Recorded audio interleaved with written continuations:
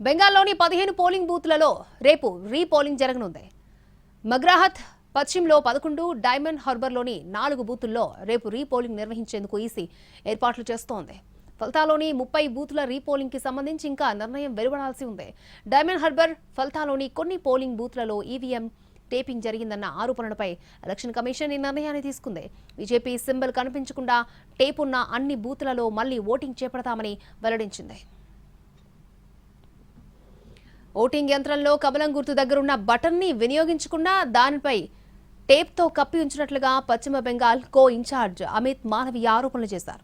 ఇందుకు సంబంధించిన పలు వీడియోలను సోషల్ మీడియాలో పోస్ట్ చేశారు. డైమండ్ హార్బర్, ఫల్తాలోని ఆ 2 చోట్ల రీపోలింగ్ కు బీజేపీ డిమాండ్ చేసింది. దీంతో రీపోలింగ్ కి ఏర్పాట్లు చేస్తోంది ఈసీ.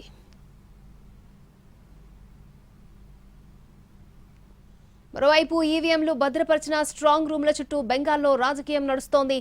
ఈవీఎంల తారుమారు చేసేందుకు బీజేపీ ట్రై చేస్తోందని సీఎం మమత ఆరోపించారు. దీంతో ఆమె చేస్తున్న భవానీపూర్ ఈవీఎంలు ఉంచిన స్ట్రాంగ్ రూమ్ దగ్గర పెద్ద ఎత్తున పోలీసులు భద్రతా బలగాలు మోహరించారు. అయితే ఓడిపోతామన్న భయంతోనే మమతా బెనర్జీ ఇలాంటి ఆరోపణలు చేస్తున్నారని బీజేపీ నేత సువేందు అధికారి దీనికి కౌంటర్ ఇచ్చారు.